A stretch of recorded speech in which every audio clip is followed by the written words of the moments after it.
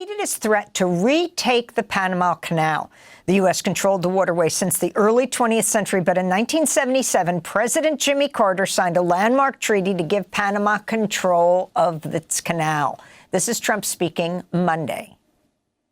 We have been treated very badly from this foolish gift that should have never been made, and Panama's promise to us has been broken.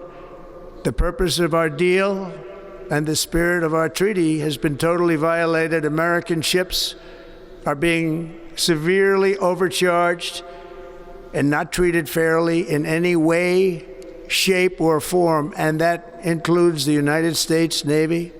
And above all, China is operating the Panama Canal, and we didn't give it to China. We gave it to Panama, and we're taking it back. That was President Trump in his inaugural address, standing in the Capitol Rotunda where Jimmy Carter just lay in state, who had given the control of the canal back to Panama.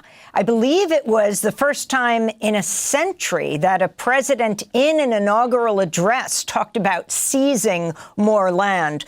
Juan Gonzalez, can you talk about the significance of this? Yeah, Amy, I think not only was it audacious of Trump to claim he's going to take back the canal, but he was his statement just before that clip that 38,000 Americans died building the Panama Canal is grossly false. The fact is that during the construction of the canal from 1904 to 1914, a far smaller number of people died, about 5,600.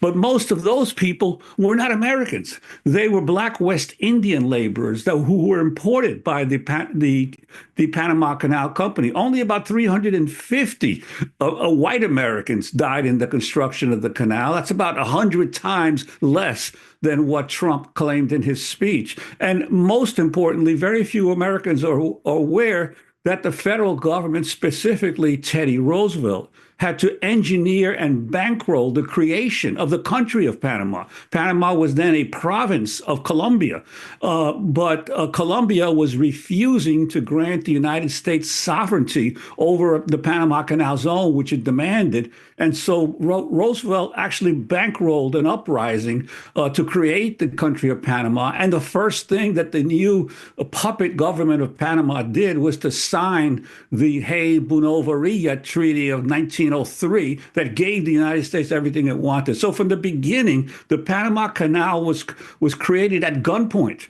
by the United States. And it was only after massive protests in the 1960s by the Panamanian people demanding an end to that imposition that finally President Carter and the Senate agreed to return the land to Panama and allow Panama to actually operate the canal. So the entire myth that Trump has created is totally false and needs to be challenged.